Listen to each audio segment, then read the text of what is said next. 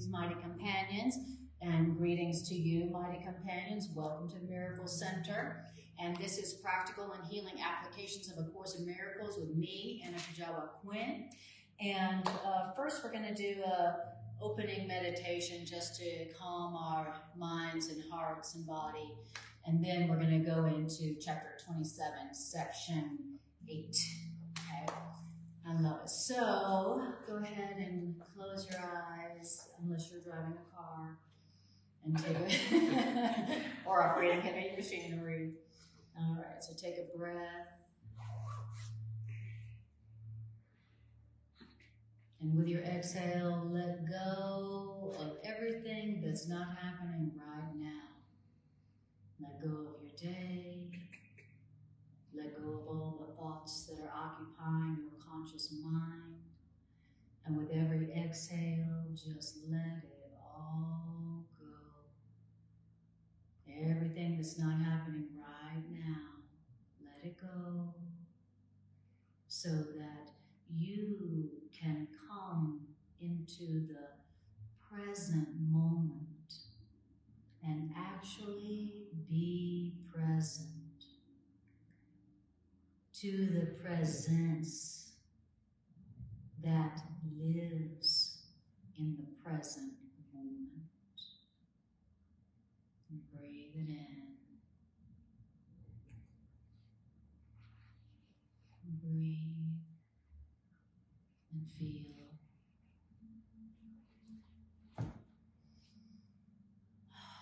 What does now feel like?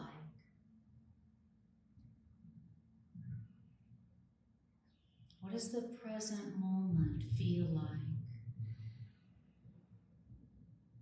And what does it feel like for your mind to only be right here, right now, where you are? We spend so much time with our minds being in the past or the future. Past regret, future anticipation. And we've lost contact with the power, the healing power of the present moment. But it's never too late to come back home to the present moment,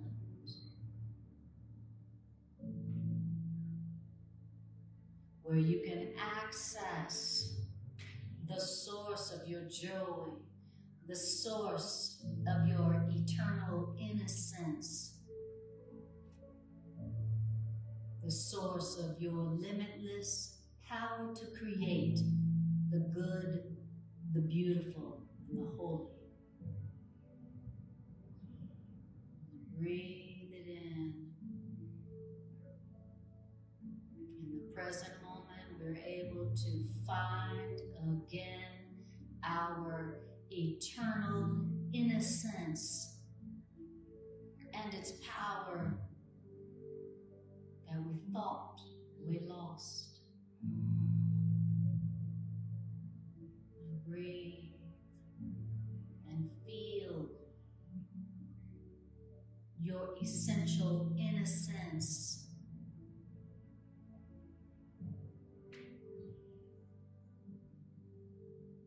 Your true self.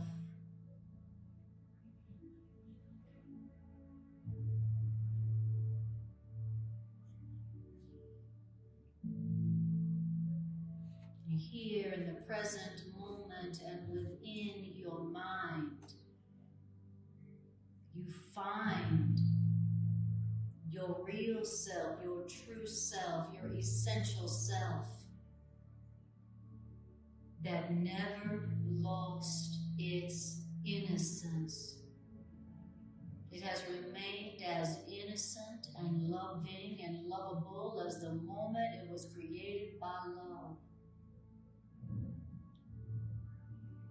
And tell yourself silently, I remain exactly as love created me.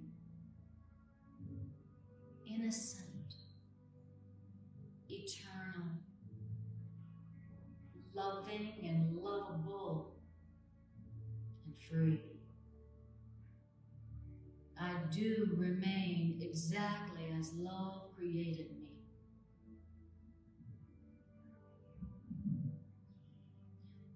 I want to remember my essential true self.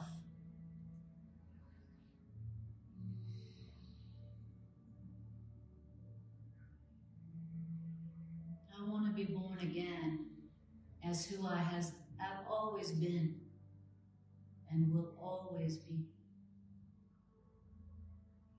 An innocent child of God.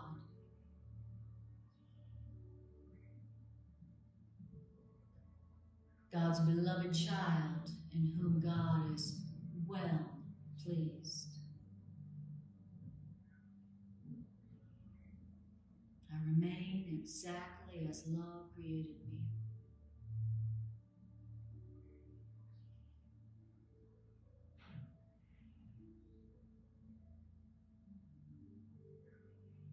Just breathe and feel your real self, your innocent and eternal self. Feel it. It's not gone. It didn't die.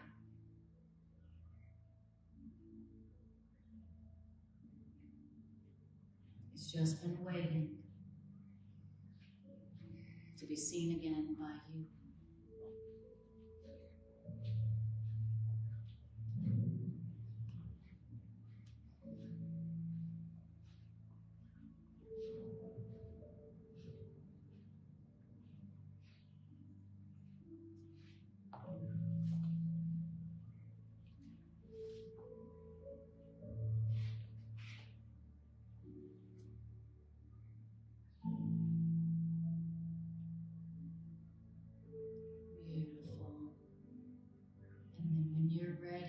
Just take another deep breath and begin to bring your awareness back to the room and back to your body. And yawn and stretch. Wonderful. And welcome you guys watching online, Suzanne and Sheila and George and Pam and Trisha and Kathy and Bridget and Carmen, all you innocent creations of God. All right. So, you guys, and hi, Diana. Lovely to see you. Diana says good evening to all of you. Good evening. And everybody here says hello to you guys as well. All right. So, where we're at in the Course in Miracles today, and the way that I came up with this section is I have a random number generator app on my tablet. And I ask Spirit what Spirit knows that we all need to hear. You know, Spirit knows better than I do. And then I put in the 3 books of the Course and then the chapters of the text. And this is the section that the never random number generator pulled up, aka Spirit. All right. Hi, Trisha. Okay. So let me find where we're at. And it's chapter 27. All right. Of course, my tablet freezes up at this moment. Section 8. Thank you. Thank you, my lovely helper. I just happen to have it in bed. I love it. It's so wonderful. So I'm just going to go to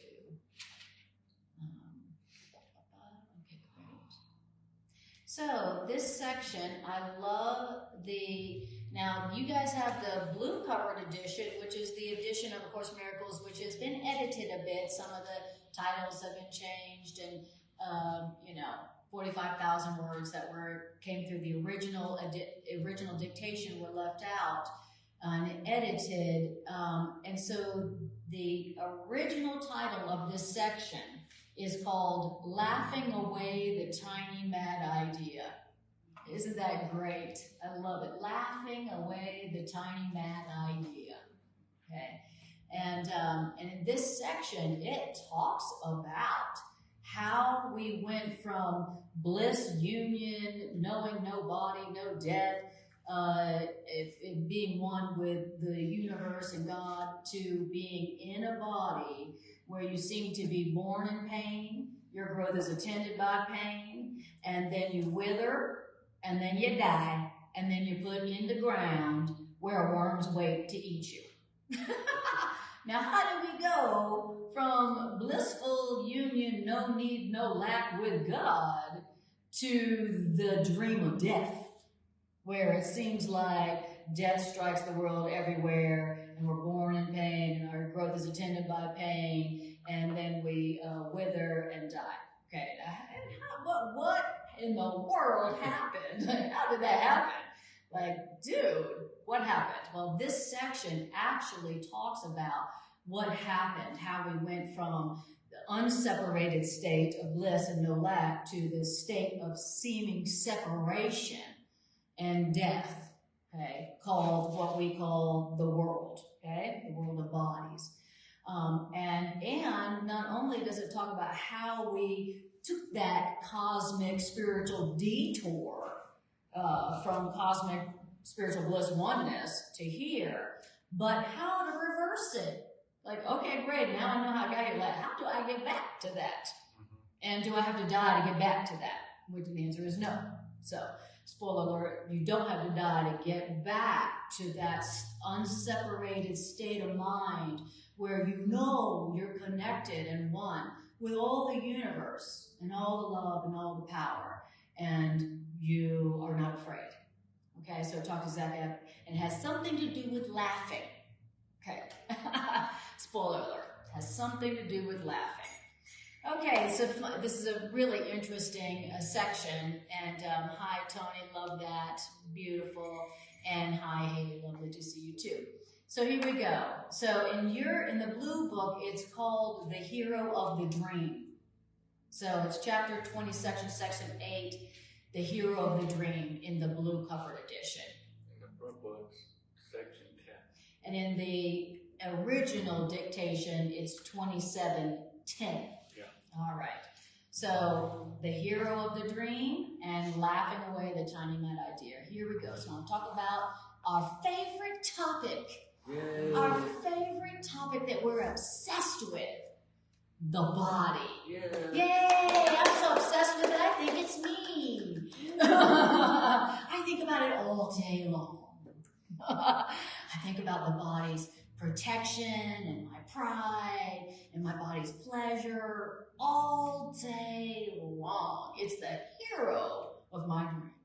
Okay, so it says the body is the central figure in the dreaming of the world. So what's everybody thinking about all day long? The body, right? Of course. He says there is no dream without the body. So you can only be sleeping when you're talking about a body. And it says, and nor does the dream exist, and nor does the body exist without the dream, in which the body acts as if the body were a person to be seen and believed. Okay? Now, the body takes the central place in every dream. And how is that? Well, because every dream tells the story of how the body was made by other bodies, and then my body was born into the world outside of the body, and now my body lives a little while, and then my body dies to be united in the dust with other bodies dying just like my body. That sounds like a nightmare. That sounds like a what do you call the movies that, that sounds like a scary movie, the body dream. So basically, he's talking about that the world as we know it, the world that's populated with bodies, and everybody's obsessed and thinking about the bodies, getting more for the bodies, 27:8. And the state of mind where you think you're a body that's born outside of another body, and you live in a body, and your life is defined by your body, and your identity is defined by your body, and your worth, and even your life is defined by your body. We're so crazy. We so identify with our bodies that we think that without the body, we would not exist.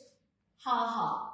That's the craziest thing of all. So we literally think our life is defined by our bodies, and that without our bodies, we wouldn't exist. Well, it says that the state of mind where you identify with something that dies and something that crumbles and something that can be hurt, Course in Miracles calls that a dream. It's like how the Hindus talk about Maya, about how humans are in a state of delusion or deception, or they're in a dream. And of course, in Miracles says the same thing. To see yourself as limited to and by a body that dies, to see yourself as something that can be corrupted and can die, and only has a little time to live, that's separate from other bodies, that is only, you could only be dreaming.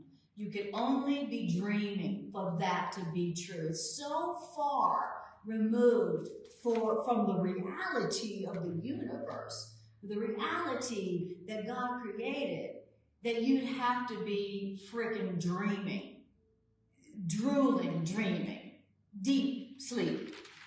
You know, and like the Bible says, a deep sleep fell upon Adam, but nowhere is there a reference to Adam's waking up. So even in our religious references, there is a reference to Adam, symbol of humanity, going to sleep. And this is the dream that Adam is dreaming when Adam fell asleep. You know, when Adam accepted some crazy tiny mad idea that Adam could be separate and guilty, Adam fell asleep, started drooling, and began having a dream that Adam was just limited to its body, and that this body could die, and this body made him separate from other bodies. Okay? So that's the dream that it's referring to. For us to be limited to and by a body that dies and suffers, you have to be dreaming. Nothing but. Because reality is the exact opposite, where you are a spirit, deathless, limitless, one with all of life. Okay? So this section is talking about the dream that we're all experiencing together, the mass hallucination, the mass psychosis that we're all experiencing, and it's going to tell you all about it. It'll be easy to recognize, because that's what we call real life. And then how to awaken from the dream, even while you're still experiencing the body. Okay? Does that sound practical? All right. So then it says, and now we're still in paragraph 1, sentence 4, where it says, in the brief time. In the brief time allotted to the body to live, the body seeks for other bodies as its friends and its enemies. That we seek for friends and enemies. Who will be my enemy today? Who wants to be my enemy? You look like you would be a great enemy. I just know I can really hit you. I just know I can trigger you, and you can trigger me. And we'll call it love. All right.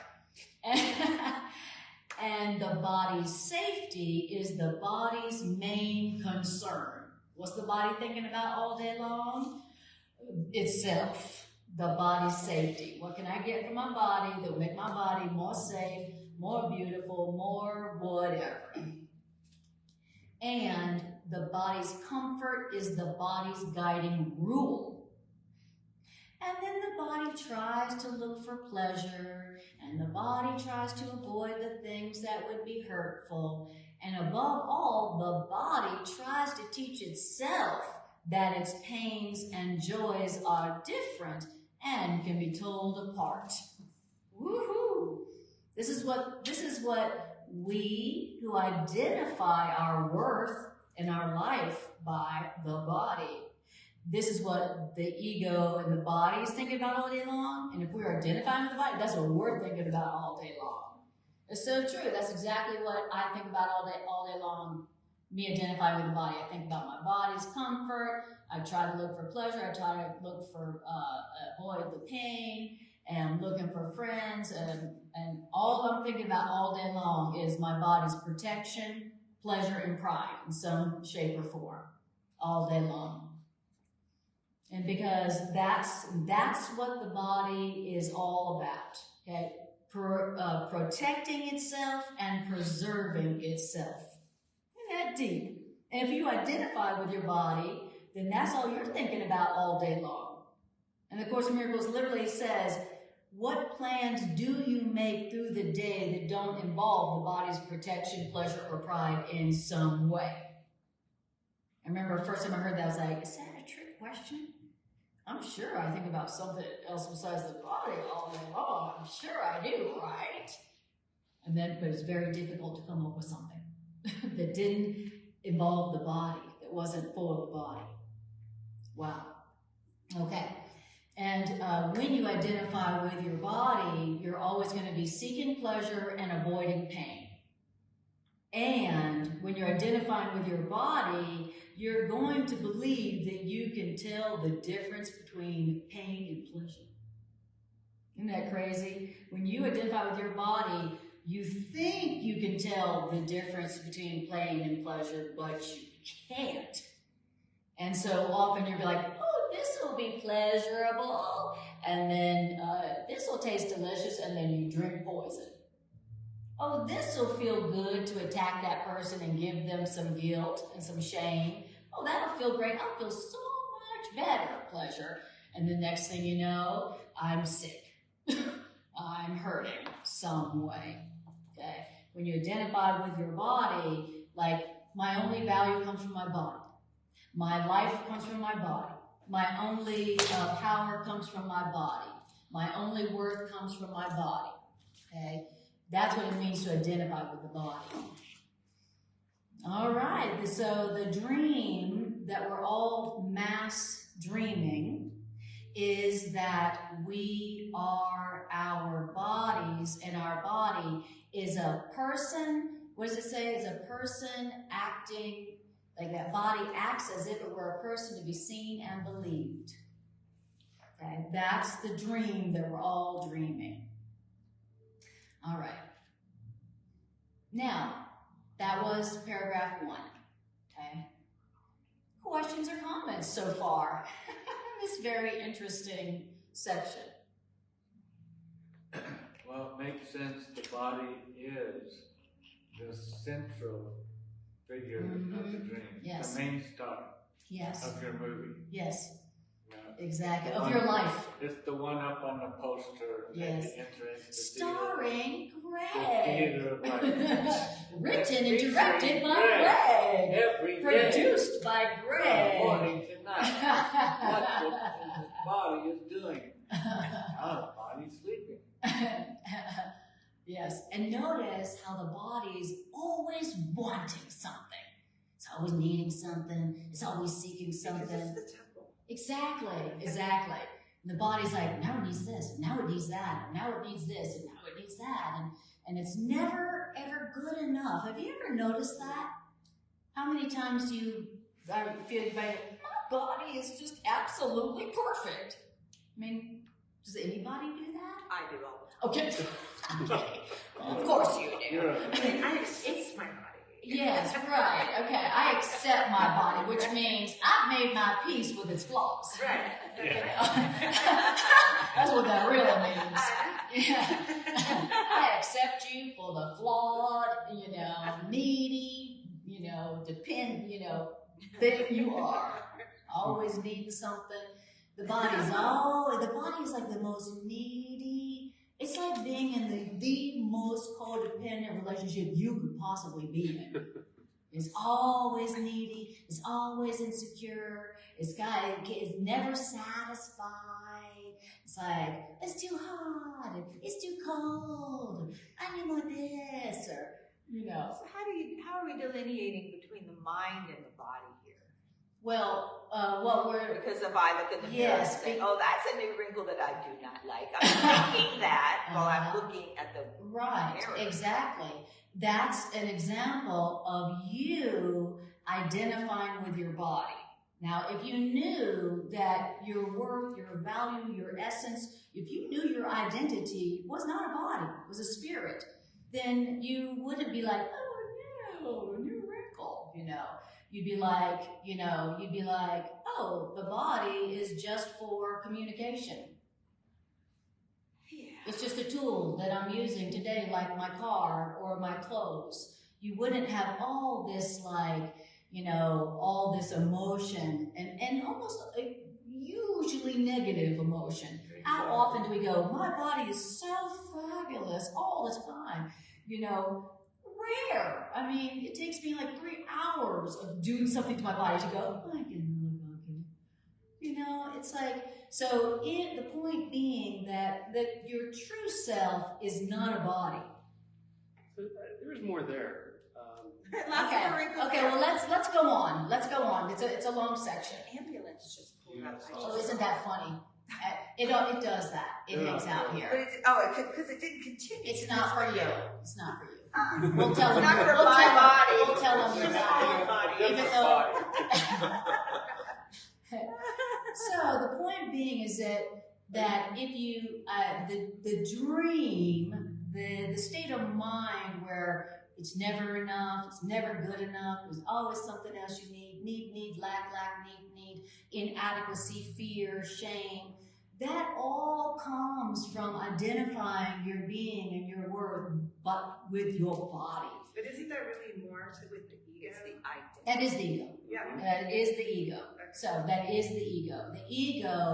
The ego is the ego and the body are one, in a sense. The ego is where the body came from, okay, according to A Course in Miracles, because only the ego could create something that is born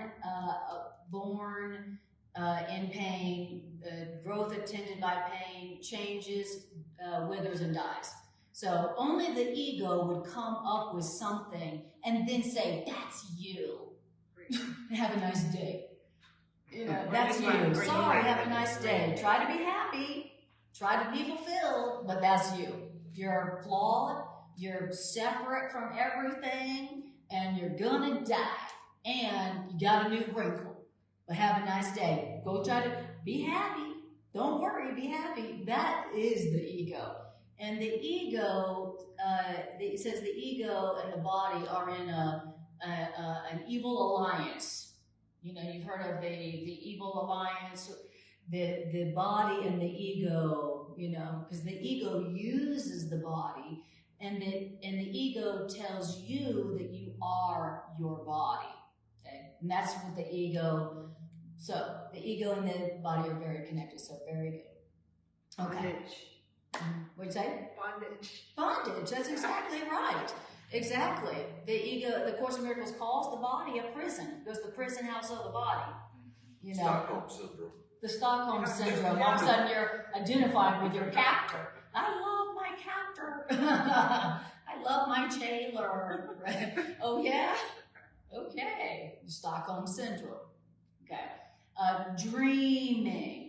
So Stockholm said dreaming. I'm dreaming. Actually, I'm asleep in heaven dreaming that I'm locked in a body that's gonna die, that's so needy that I have to be taking care of it all day long. Okay? That's what I'm dreaming while I'm safe at home in reality, in love, in heaven, in God, where I have no needs and I have no body, I have no limitations. The body dream is a nightmare that we're all dreaming, not realizing that we're dreaming. We are like how we are when we're in our beds asleep at night and we're having these crazy, crazy dreams. And we have no idea that we're dreaming when we're in that crazy dream. And we wake up in the morning and go, whoa, that was just a dream. I was certain that was real while I was dreaming it. And of course, the Miracle says, that's what we call life is. It's a nightmare dream that we're dreaming that we don't know we're dreaming. Okay? Because it can only be a dream If it's a nightmare, it has to be a dream, because reality is only freedom, limitless spirit. That's what reality is. Okay, so here we are dreaming and beginning to dream of awakening for real while we're still asleep. Okay, of course, Miracles calls it a happy dream. Okay, great. So we're still talking about the dreaming of the world. Okay, talking about the dream that we're all dreaming. Paragraph 2. The dreaming of the world takes many forms. Why? Because the body is seeking in many ways to prove that it is autonomous and real. Okay? The body's like, I'm real. I am you. I am you. I'm real. I'm autonomous. Whereas really the body is just it's a robot that I'm controlling. And so how does the body seek to prove it's autonomous and real? Well, the body puts things on itself that the body has bought with little metal discs and paper strips and plastic that the world proclaims as valuable and good. So that's the first way the body tries to make itself real. It uses paper strips and metal discs and plastic to buy things to put on the body. Okay? That's the first thing it does. And then the body works to get these things to put on the body, doing senseless things, and then the body tosses these senseless things away because for senseless things it doesn't need and doesn't even want. Okay? And then the body, the hero of the dream, hires other bodies that the other bodies might protect the body and collect more senseless things that the body can call its own. Okay? Oh, the body's so busy.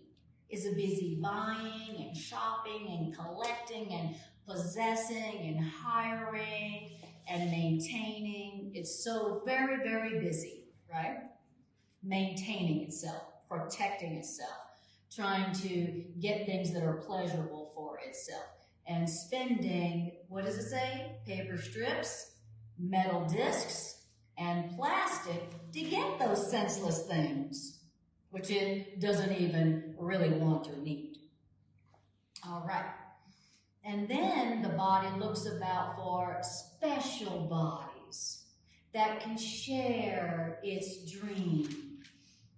And sometimes the body dreams that it is a conqueror of bodies weaker than itself, but in some phases of the dream, the body is the slave of bodies, which would hurt and torture it.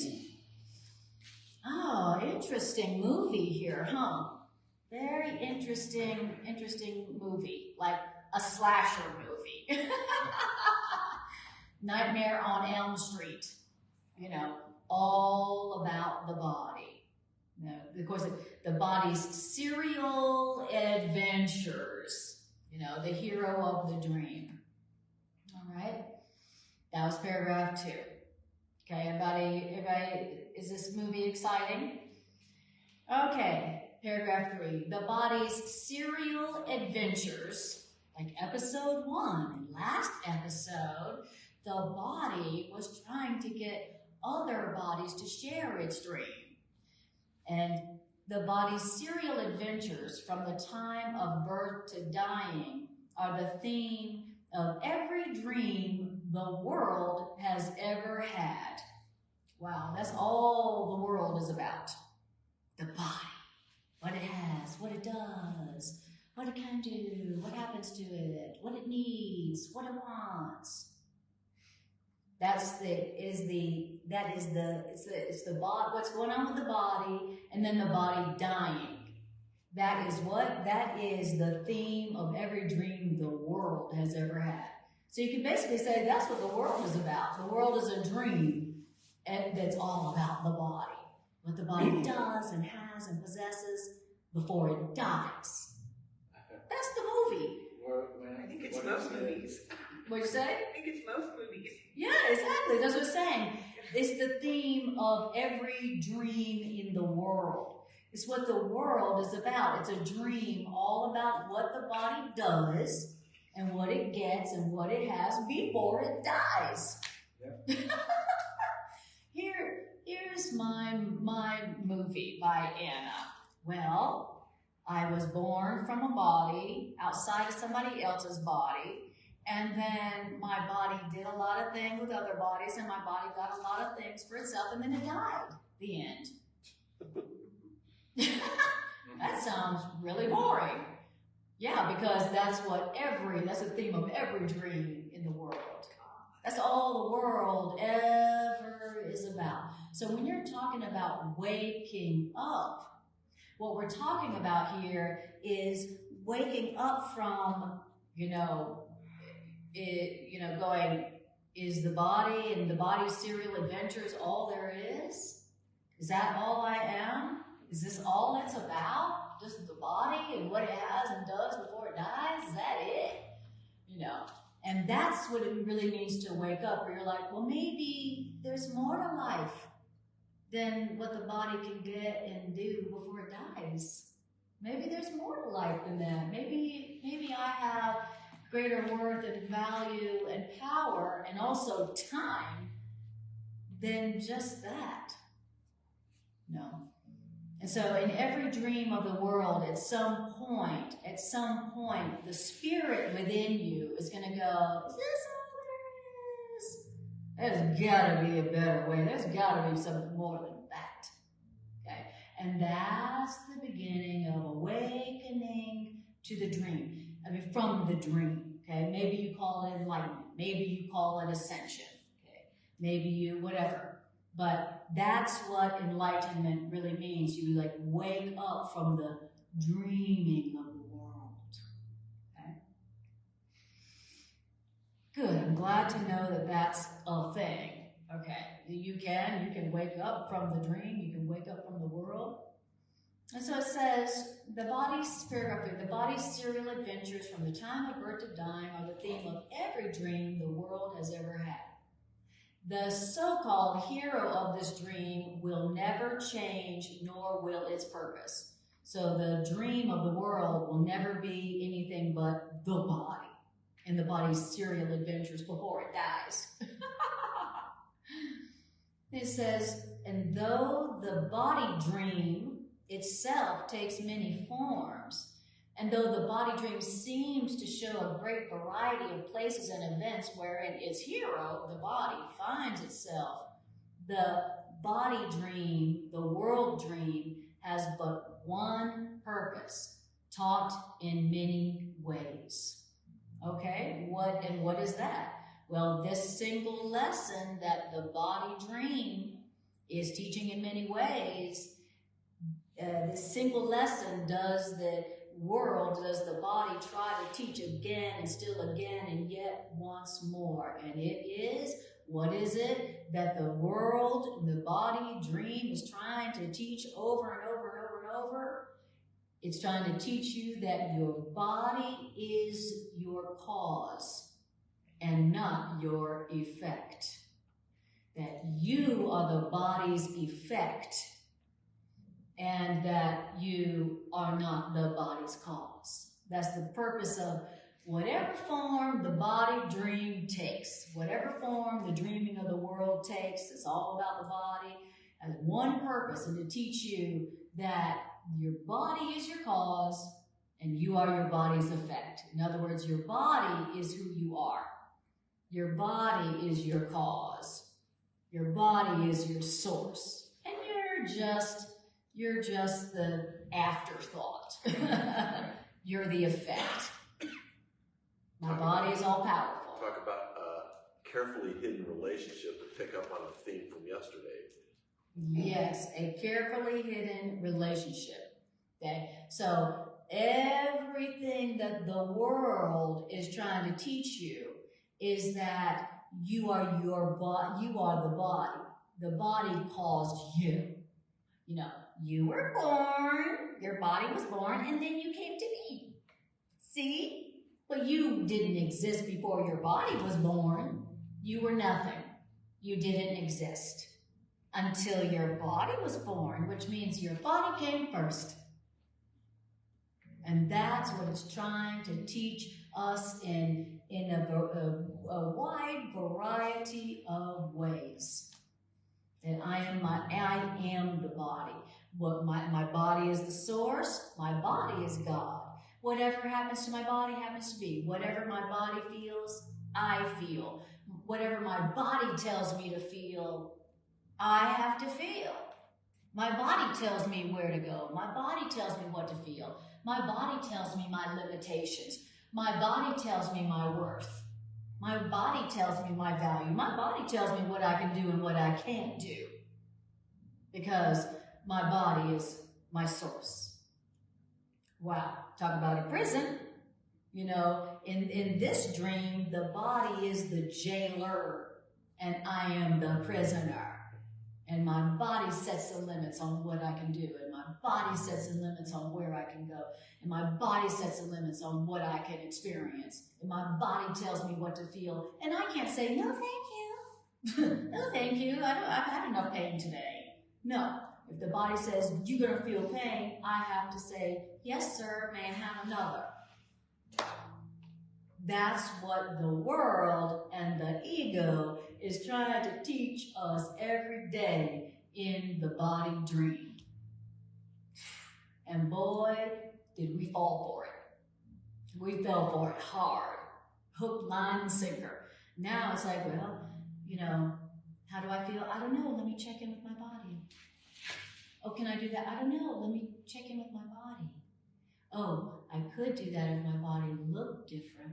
Oh, I could do that if my body was younger. Oh, I could do that if I had another body. You know, it's all the body dictates my whole experience. And I'm the victim of my body. It's the jailer and I'm the prisoner. Wow. Now, how depressing is that? Very. And then, and how frail and temporary is my body? So what does that mean about me? That means I am so freaking frail. I could die a million ways to Tuesday before noon. How depressing is that? I'm the victim of this frail, limited, and very temporary thing. You know, how could you not be depressed? How could you not be afraid? How could you not be full of grievances? How could you not have PTSD? How could you not have anxiety and depression?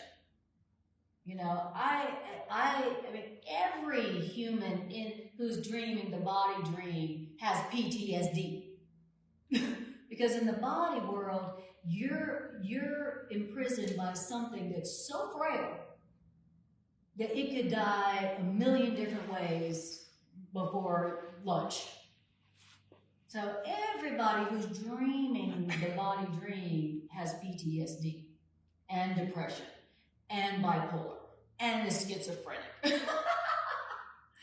We all are mentally ill, and that's another name for the dream.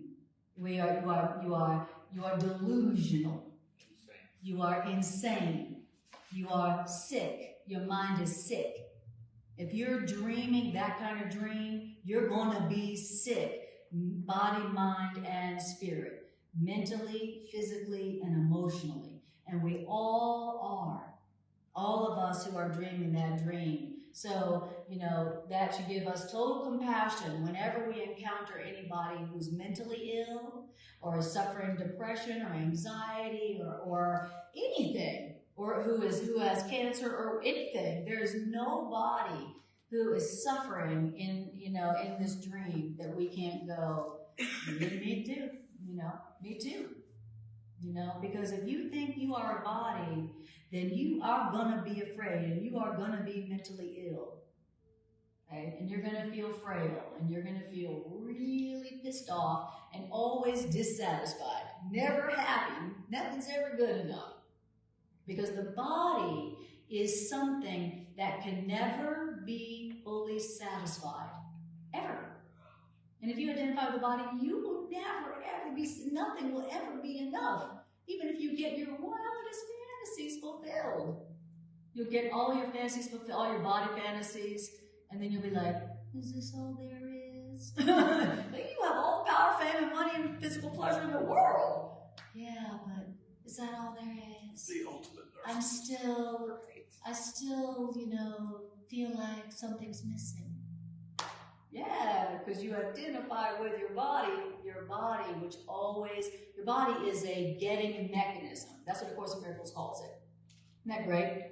The body is a getting mechanism. It's a high maintenance date. It's a high maintenance date 24/7 for your whole life.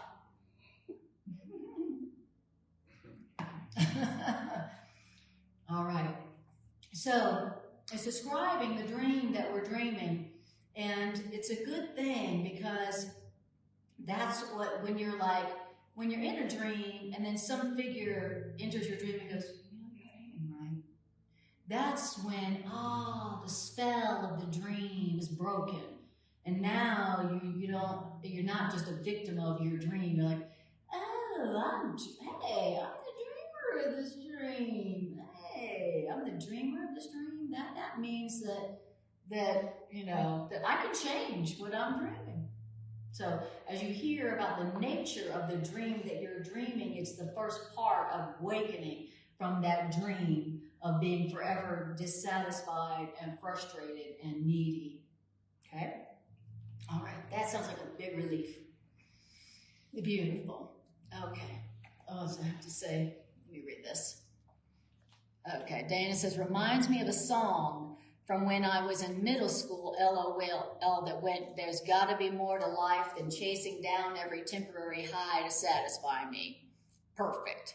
That's exactly right. Beautiful. And Irene says, if I'm the dreamer of the dream, I can change what I'm dreaming. Very good. And Tricia says, this course saved my life.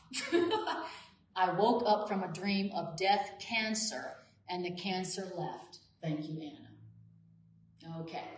So when you know that you're dreaming the dream of cancer or heartbreak or mental illness or whatever, now you can change what you're dreaming. Like you can go, hey, I'm not a body.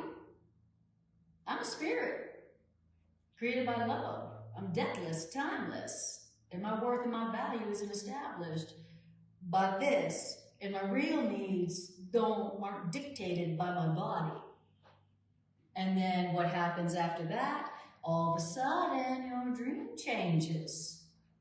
All right, here we go. So it says, it says, I'll say that sentence 4. This single lesson does the world try to teach again and still again and yet once more that the body is your cause and not your effect, and that you are the body's effect, and that you cannot be the body's cause. That's what the world and the ego is trying to teach you. Well, if that's true, then you are not the dreamer, but the dream. And if you're not the dreamer, but you are the dream, if you're not the dreamer, you're the body, then you wander idly in and out of places and events that your body contrives for you. Okay? If you're not the dreamer, but you're the dream, then the body tells you where to go, and then the body just has you wandering idly in and out of places and events that you call your life. And then you get to the end of your life and you're like, I just kind of feel like I've been wandering around. I feel like I've been just kind of wandering, kind of directionless through my life. You ever felt that? Ever had that feeling like, I just feel like I'm wandering from one thing to another. My body says, well, you need this. I go follow that. And then my body goes, now you need this. And I go follow that. And then my body says you need that. And I follow that. Okay? And so literally you're just being led by the body. You think you're being led by the body, wandering about, going where your body tells you got to go. It's like, but your body tells you, now you need a relationship. Now you need some more money. Now you need some more accomplishment. Now you need to be more special. Now you need to be famous. Now you need to be not famous, right? Or now I need to be a victim. There I was, minding my own business. And out of the blue, it came and attacked me. Took me over. Okay, exactly. If you are not the dreamer, then you are just a victim of the seemingly random circumstances that you find yourself in. And what feels more hopeless and frustrating than feeling like you are a victim and you have no power? Okay. All right. Now, that's paragraph 3. Now, that this is all the body does is true. Because the body is but a figure in a dream. That's what the body is. It's a figure in a dream. It's not the dreamer. But who reacts to figures in a dream unless they see the figures in their dream as if they were real? And the answer to that is the instant that we see the figures, the bodies in our dream as they are, coming from me, my mind, then the figures in my dream have no more effect on me. How is it that the figures in my dream have no more effect on me? Because I understand I'm the one who gave the figures in my dream their effects. Meaning I caused them, which means I made them seem real. That's how you see them as they are. Exactly. That's what it means to see the figures in your dream as they are. That means circumstances, people, places, events. Okay? When you see them as they are, they're figures in my dream.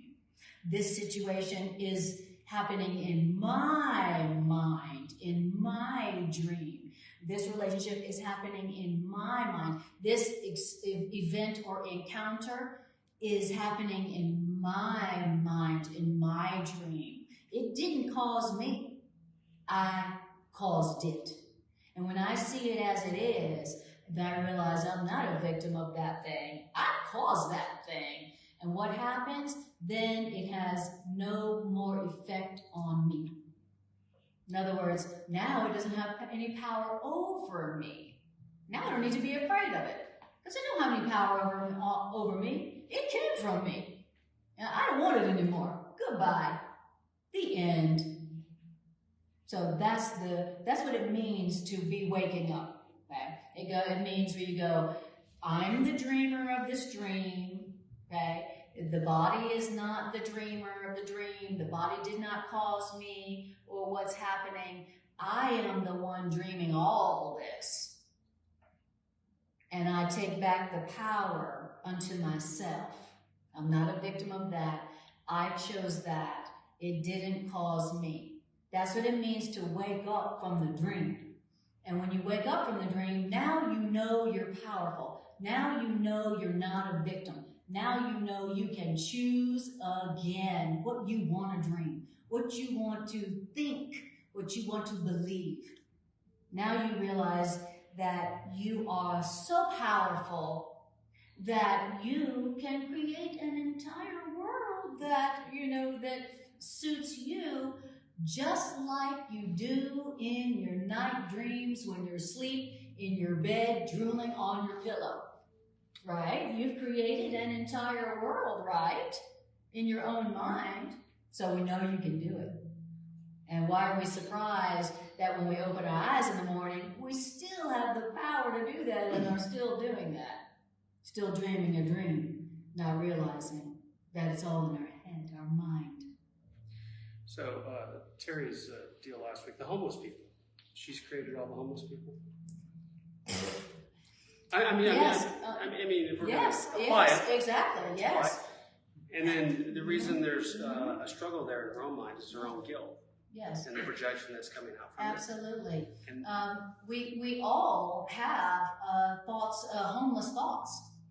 And so, yes, the idea of the manifestation of homelessness truly is coming from our minds.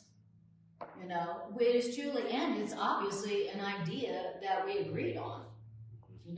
So it is, and Like when Terry was sharing that last week, when we say, this is my dream, it is not happening to me. Wow, look, I've had the thought of homelessness in my mind, and I can choose now how I want to perceive and think of the idea of homelessness. How you would express that to me, because a lot of these people aren't even homeless.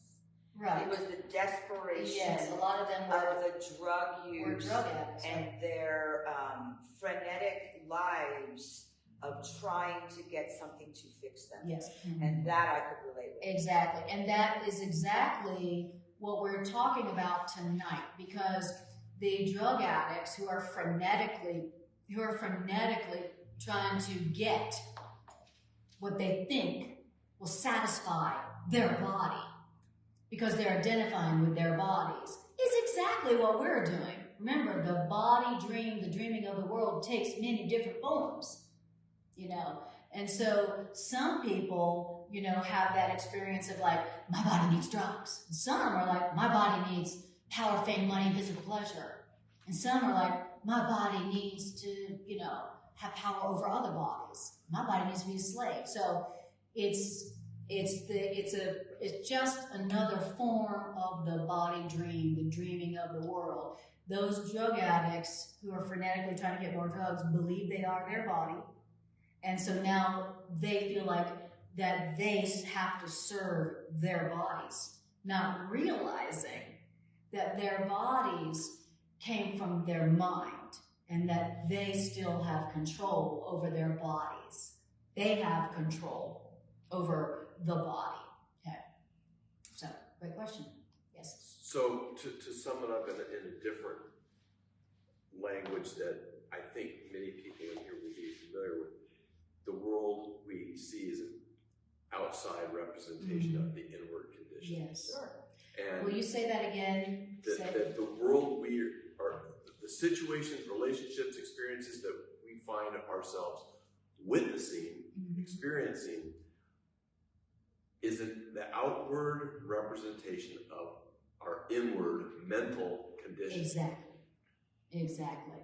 A really good way to put that. Yes, exactly. And so the body is an outward picture of an inward condition, and like you said, an inward mental condition. Well, your experiences are the outward experience based on your mental conditions that are inward. Exactly.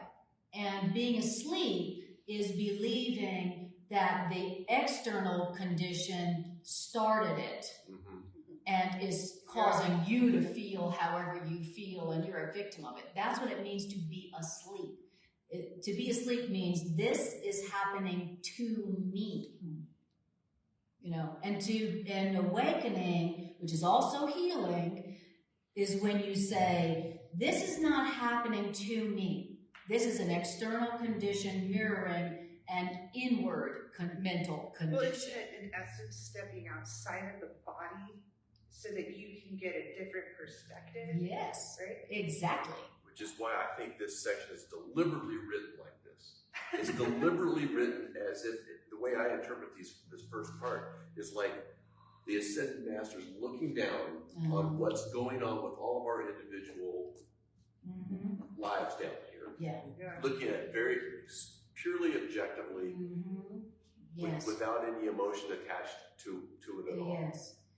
Exactly. And that's one of the goals of A Course in Miracles, is to access our higher self, which is above and beyond the body. That we can access at any moment. And so a higher self, what's the truth here? Oh, wonderful. I'm so glad you asked. Oh, that is a representation of the thoughts in your mind. Oh, okay, wow. I couldn't see that from the perspective of the body's eyes and the level of the body. I couldn't see that. But when you access your higher mind, which, like you said, does have this, it's above the body, and then that part of you, which is your true self, can show you what's really going on that we don't see. We see ourselves as the effect of the body. Or our experience. Exactly. And the experience that our body's having. My body's having this experience, so that's why I feel this way. I like the way Aaron Key says, your thoughts are not creating your world, you are your world. Yes, exactly. Beautiful. All right. Okay, here we go.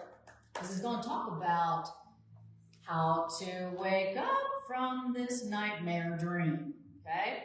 Which means how to wake up from any experience that seems to be that you seem to be victimized by.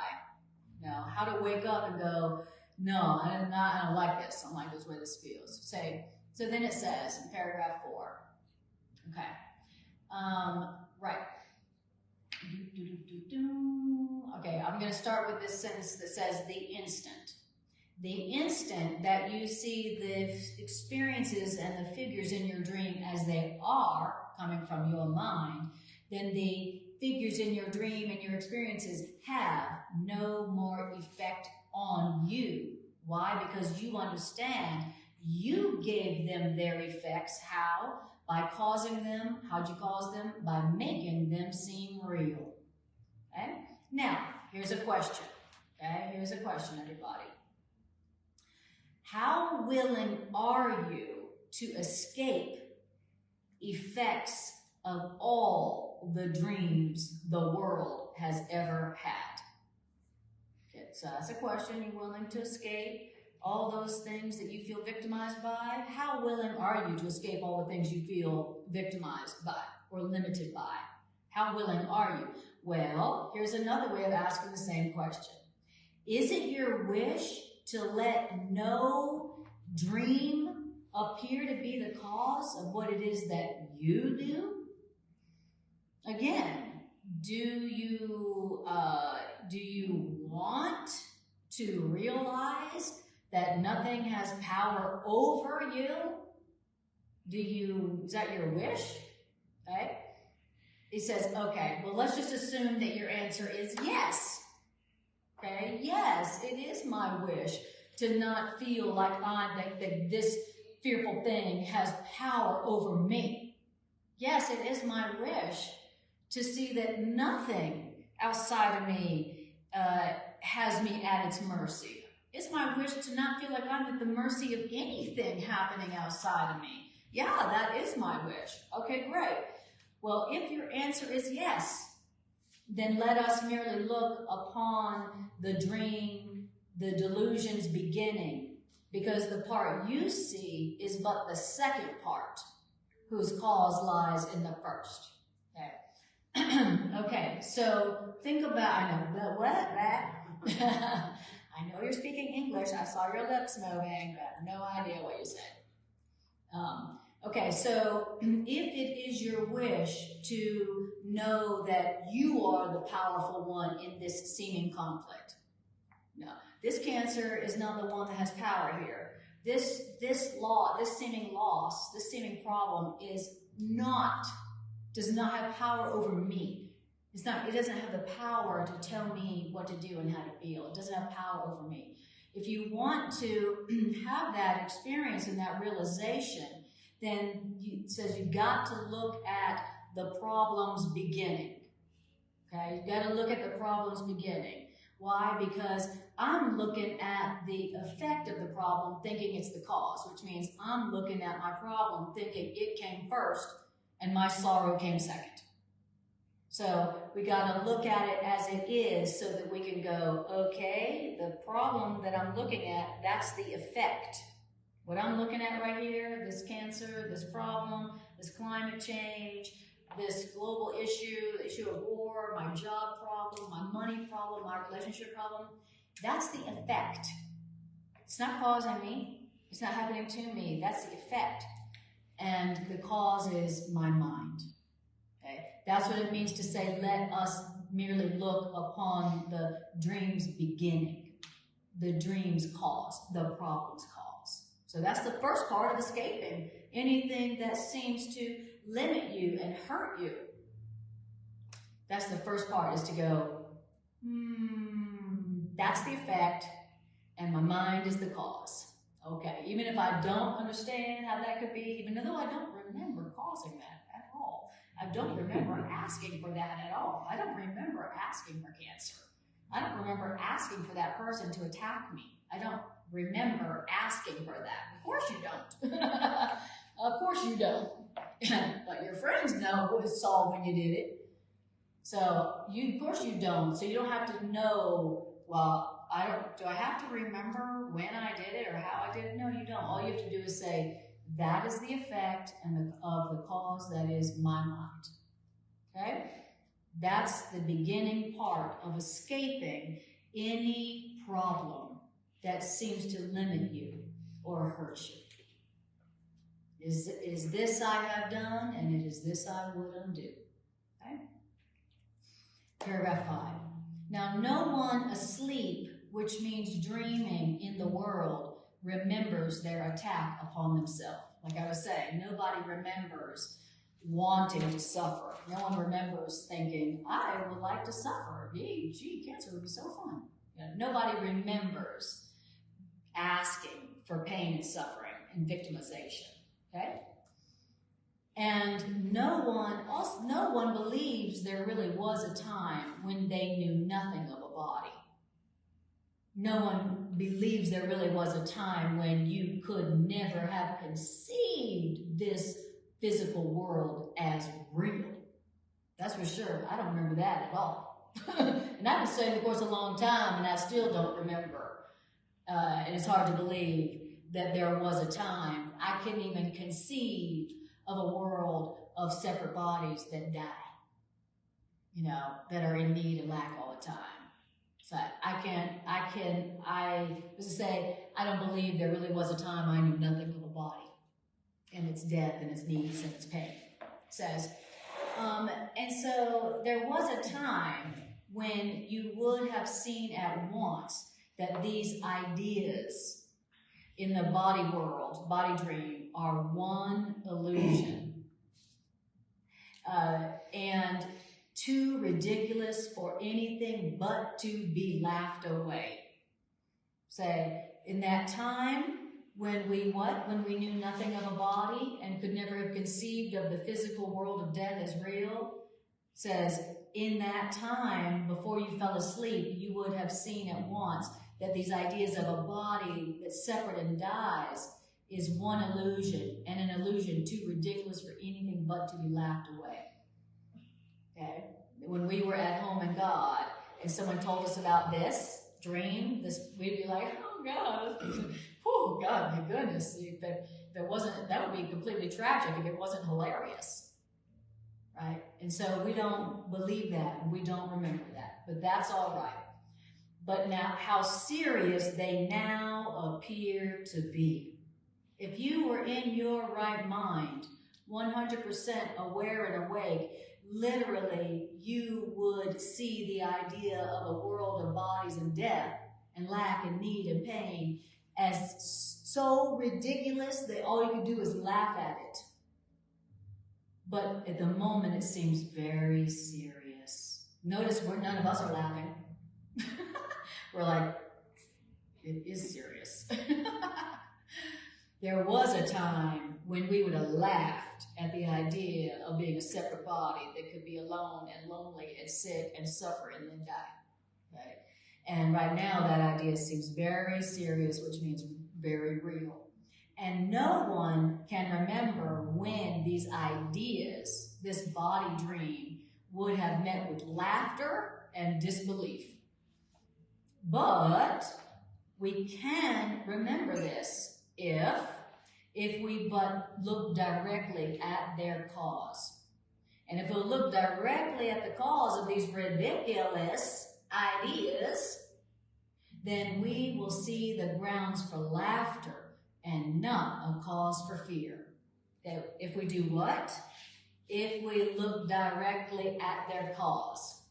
If we look directly at the cause of this problem. If we look directly at the cause of these ridiculous ideas of being a limited, frail body that's gonna die. Okay? And have a lot of grievances on the way. So it says, so here's how we do it. Let us return our dream of being the victim of the body to the dreamer who perceives the dream as separate from himself, which means done to him. So what are we going to do so we can wake up from the dream of death and loss and separateness and pain that seems to be happening to us? Again, we're going to return the dream, which is the effect, unto the dreamer, the cause. We're going to go, this is my dream. This is my dream. Look at my dream. Like, this is what I wanted to dream. This is what I wanted to happen today. Wow, that's okay. If it wasn't so tragic, that'd be freaking hilarious. You know, if I was watching the series called Anna's Life, I'd be cracking up. If I was watching this, I'd be like, oh, what an idiot. Oh my God. So why is she asking for pain like that? Why is she doing that to herself again? Doesn't she know she's innocent? Doesn't she know that she's making this all happen? Ha ha ha ha. Hopefully she'll wake up in the next episode. And the way we're making it happen, of course, is as we're sitting there laughing on the couch, eating popcorn, or watching ourselves, we're going, wait, watch for it, watch for it, watch for it. Now she's going to blame the kids for putting their toys on the floor and now picking them up. Wait for it. She's going to judge. Yep. Boom. There she is. Doing it again herself. And the German judge is giving her Man, a this is 10. hilarious. I wonder what kind of attack she just gave herself to that judgment. Oh, look how mad she is. Look, there's steam coming out of her ear. I love that part. And so that's the only way it becomes funny. And so remember, you don't wake up from, I'm a victim of this. Look what's happening to me. You don't wake up from it until you see you're doing it to yourself. And then, and only then, it becomes funny. Now, before that, people are laughing at you. But as you realize you're doing it to yourself, then you will start laughing, at it. And then that's when it ends. That's when those things that seem to happen to you that you didn't ask for, it just happened out of the blue, it was totally random, it just happened to me, I'm a victim. I was walking around minding my own business and then a piano fell on my head. That's when we realize, when we start saying, even though we don't believe it, when we go, well, isn't that hilarious? Imagine that. I didn't realize this morning I wanted a piano to fall on my head. Now, I wanted someone to flip me off on the highway. I was just like, how hilarious that is what I wanted to happen today. That's what I thought I deserved. And then we're going to be laughing. We're going to be telling our friends, guess what I wanted to happen today? Guess what I made happen today? You won't believe this is hilarious. And our friends will be like, oh, that's hysterical. Like they would do if they were watching the serial adventures on HBO. They'd be cracking up. Yeah. Okay. So the way that you escape from that thing that seems to be happening to you, telling you what your limitations are, what you have to experience and how you have to feel, is to return the dream, the effect, to the dreamer, you. Okay? And go, somehow, even though I don't remember it, I asked for that. I wanted that to happen. That is the reflection of my thoughts and what I believe I deserve. Okay? Somehow. And then that's how it happens. That's how your escape happens. Now you are back in the power position. Now you are the dreamer of the dream. And if you're the dreamer of the dream, guess what you get to do? If you're the director, producer, and star of that movie, guess what you get to do if you don't like the way the storyline's going? Cut. Reset. Retake. Yes. Everybody go to lunch. Bring those writers back in here. We need a rewrite on this one. Yeah.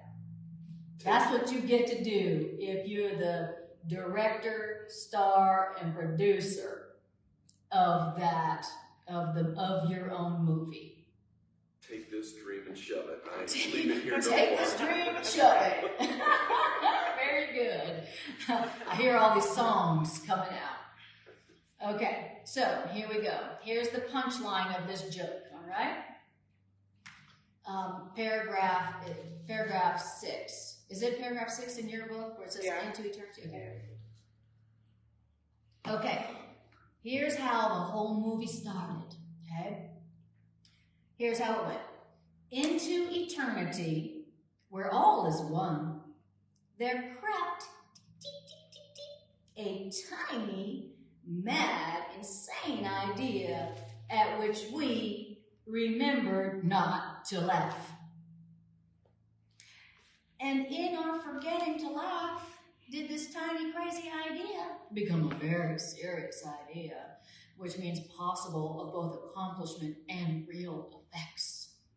Okay? That's how it happened, ladies and gentlemen. That's how this whole movie dream, this whole dream began. Okay?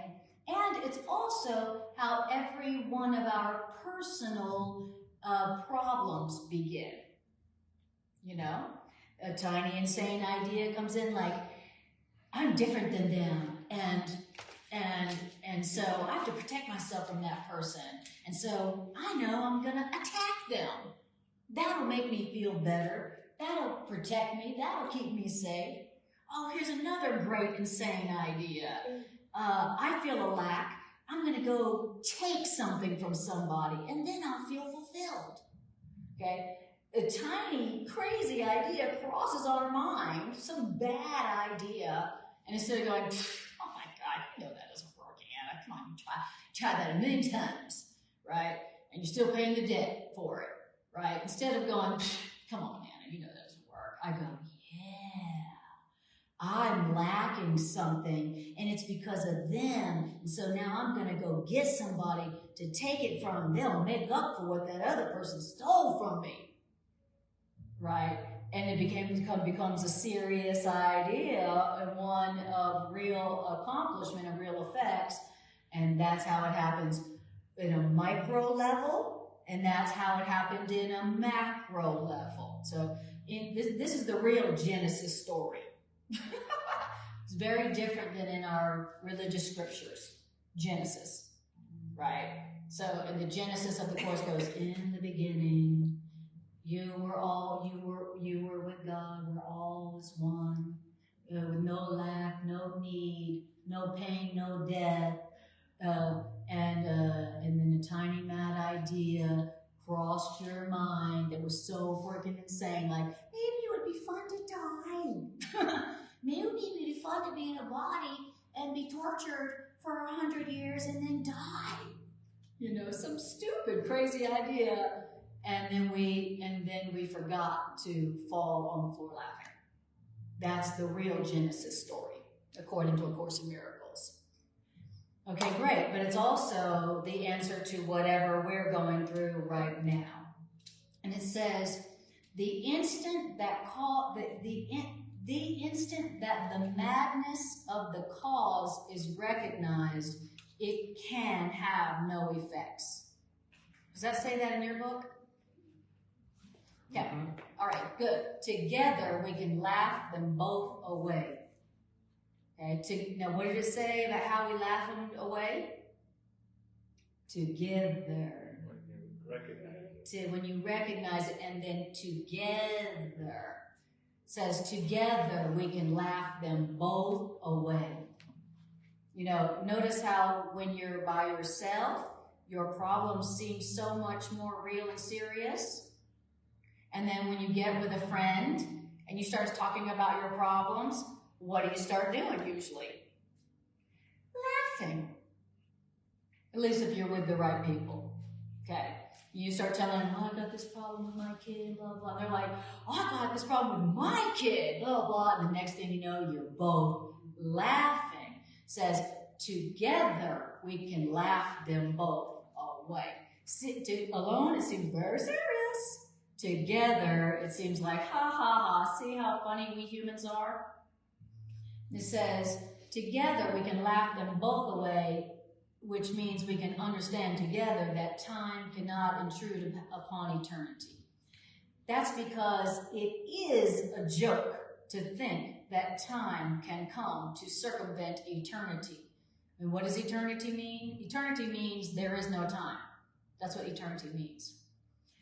A timelessness in which is time made real, a part of God which can attack itself, a separate brother as an enemy, a mind within a body. Those are all forms of circularity whose ending starts at its beginning, ending at its cause. Now, in other words, paragraph 7, and then we'll end with 7. So, everybody take a breath. Okay? Yes? What is the both? The dream and the dreamer? The dream is the instant of madness, the insane idea, and the insane idea's effects. Great question. Good following to even ask that question. Okay? The tiny mad idea, and then the insane effects. We can laugh them both away. Okay? Now, paragraph 7. The world you see depicts exactly what you thought you did. What? The world I see depicts exactly what I thought I did, except now I think that what I did is being done to me. Ooh, that's not the way it seems at all, is it? You know, what seems to be happening to you, why that seems to be happening to you? Because it's depicting exactly, mirror image, what you think you did to someone else. But now it seems to be being done to you. Wow. So when you see somebody as attacking you, or when you see, an illness done to you, is happening to you, we all see our problems as being done to us, happening to us, until we wake up. And then the solution comes. But the world you see depicts exactly what you thought you did, except that now you think that what you did is being done to you. Okay. I see it all the time in my own relationships and as a relationship therapist all the time.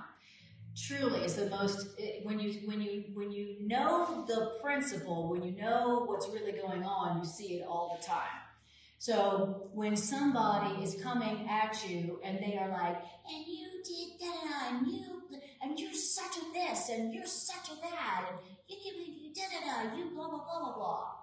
Now, because of A Course in Miracles, I'm like, oh, that's what they think they did and feel guilty about.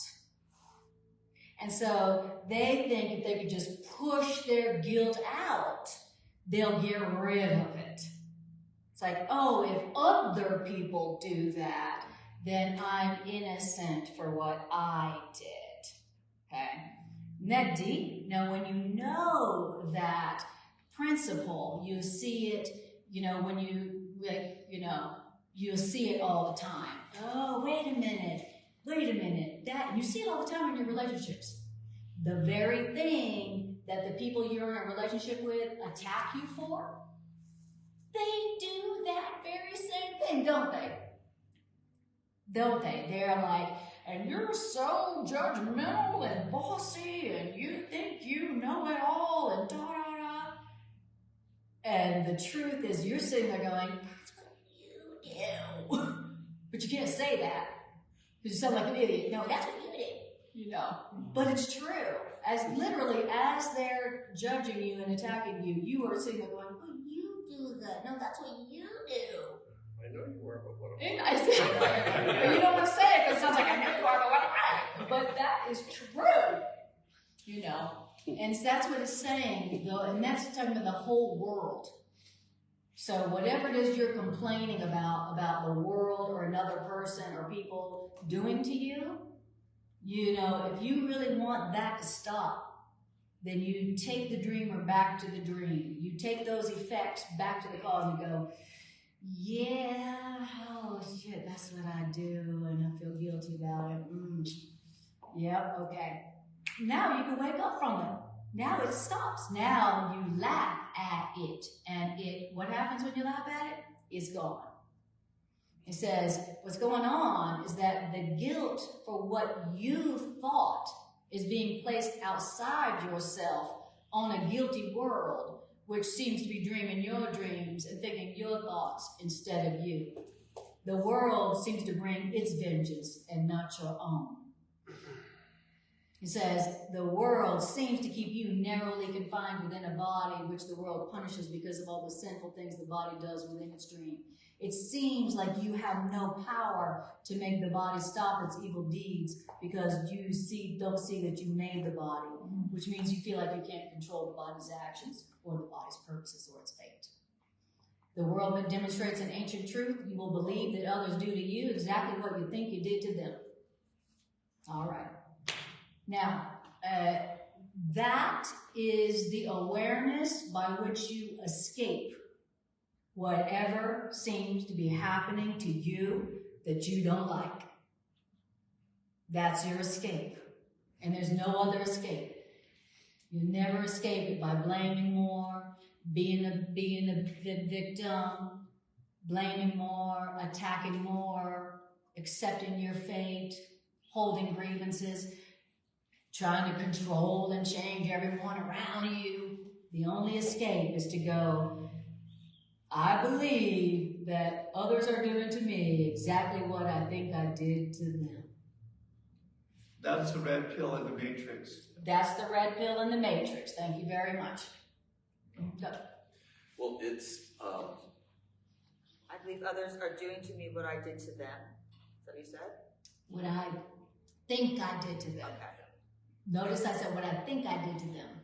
and for me, it's at least the willingness to accept this idea. Mm-hmm. Even if I can't remember that I actually did this. Yes, because exactly. The form might be different. I may have done effectively the same thing to somebody else, and I've either buried it in my unconscious or it was sufficiently different in form that I don't recognize the equality of them, or maybe it's something I did 5 lifetimes ago that I've completely forgotten. Yes, exactly. Just like you said, you don't remember, and so thank you for bringing that back up. You don't have to remember having that thought or doing that thing or judging them in that way. Recognize that this must be the course is telling me that this is the principle that's really going on. Exactly. And at least I'm willing to recognize that must be what's happening, even if I can't connect the dots. Exactly. Even if I can't connect the dots. Okay. And that is the beginning of you like fluttering your eyes after you've been asleep for a long time. Your eyes are fluttering and you're beginning to wake up from the dream where you are just a helpless victim and angry to boot. Okay. And that is how you escape from whatever seems to be happening to you from the world that you don't remember doing or thinking or giving for somebody else. Well, all of these actions seem like they spring from guilt. Yes, they sure do. Spring from guilt. Yes. So when you say take it back to the dream, it's got to be my guilt. Exactly. And I said this to you before. Yes. I mean, years ago when I got to the Course in Miracles, I could not figure out, wait a minute, I don't feel guilty. What are you guys all talking about? Yes. But that's the first acceptance, is that I'm acting out and attacking and my grievances, because I wouldn't do that if I feel guilty. Exactly. And when it says, the world you see is mirroring exactly what you thought you did, to them, meaning what you did to them and felt guilty. You can't attack another soul and give them guilt or give them attack or condemnation or judgment and not feel guilty. That's impossible. You can not realize that you just made yourself feel guilty. But, it does come back to, they're doing to me what I think I did to them and feel guilty about, even though that guilt is unconscious. So the answer is always the forgiveness process. Always. Well, the first part is self-responsibility. So, and that is the first part of forgiveness. Yeah. Okay. So that's where we're stopping, and now we're going to do a few-minute integration meditation. We're going to take these ideas and we're going to use them, okay? So that we walk out of here and we have practically applied it. All right. Beautiful. Hi, Ed. And Diana says, choose once again. And Tricia says, this is what I have done, and it is this I will to undo. All right. And George says, the world is projecting what is in our unconscious mind. Exactly. What we think we did. All right. Let's see if we can apply that to something that doesn't feel good in our lives. Something in our life that doesn't feel good that seems to be happening to us that we don't remember doing to another. All right, so I want you to close your eyes and take a breath. And we're going a few minutes over, so if you need to go, you're totally innocent. Especially you, Terry. All right.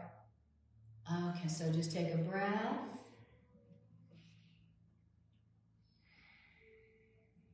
Beautiful. All right. So, I want you to bring to your awareness a situation, event, circumstance, or encounter that seems to be happening to you, that doesn't seem like you asked for it, that doesn't feel good.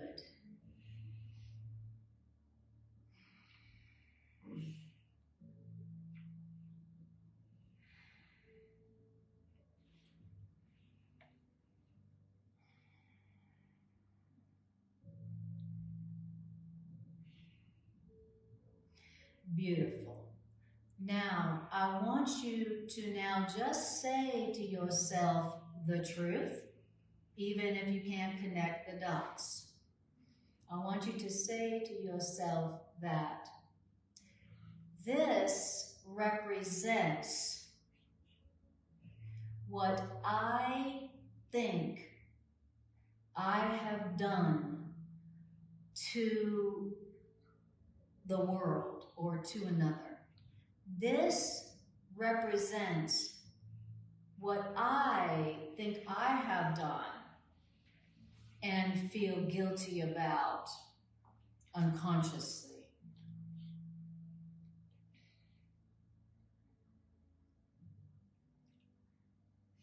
And tell yourself, and because I was deluded into blaming them for this thing, now I don't see the real cause of what they do.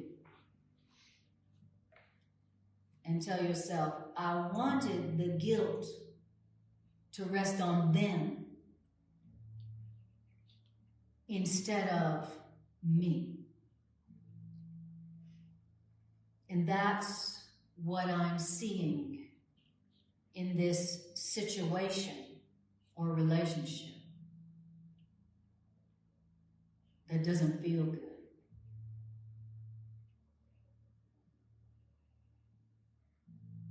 And take a breath.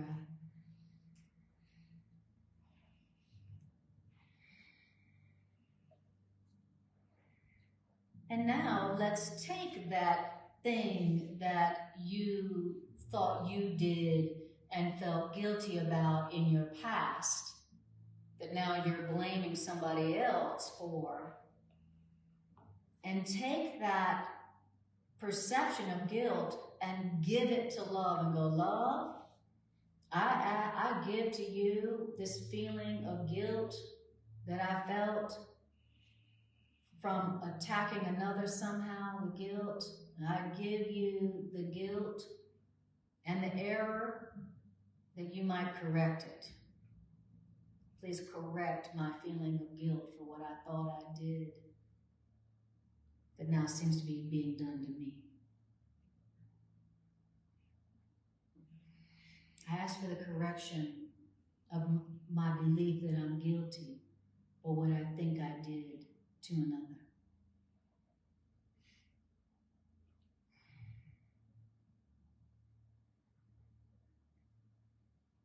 And I want you to imagine yourself taking that thing, that event or encounter, imagine yourself taking it back within your own mind. Take that dream back to you, the dreamer.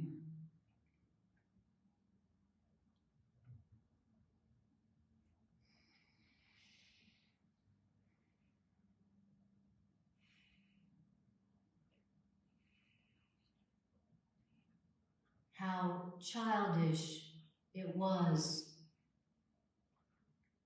for me to try to keep my innocence by pushing my guilt outside myself onto them, but never letting my guilt go. Well, in this holy instant, instead of blaming the world or others for what seems to be happening to me, I bring my perception, my belief that I'm guilty for what I did to you, love. Take this perception of guilt for what I think I did from me, Spirit, and correct my false belief in my guilt. Show me the truth that what I think I did to them never could change their innocence in any shape or form. Show me the truth. I give you my perception of guilt for what I think I did in exchange for your truth that corrects my belief in guilt and frees me from thinking that I am a victim of the world I see, and enables me to love the world I see as an extension of my innocence. That is the truth in me. And breathe.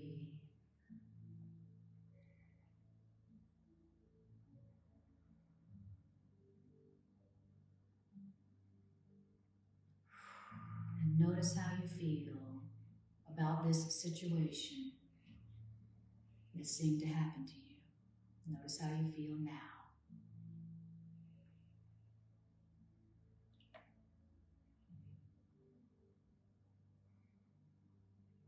Beautiful. And to that we say amen. And when you're ready, just take a breath and come on back and wait to awaken.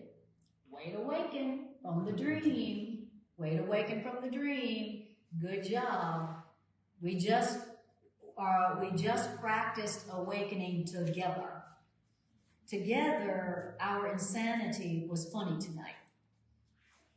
That's a miracle.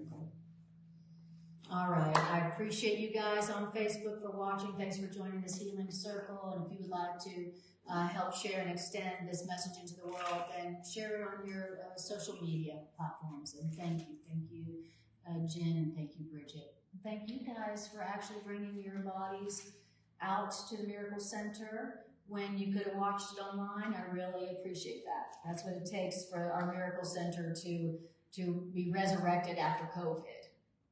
We can resurrect it. So thank you for doing that. I really appreciate it. I know it takes a lot to get your bodies ready to come out in the world when you could just sit on your couch. So thank you. I really appreciate it.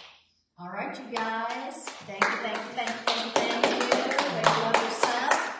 See you next time I see you.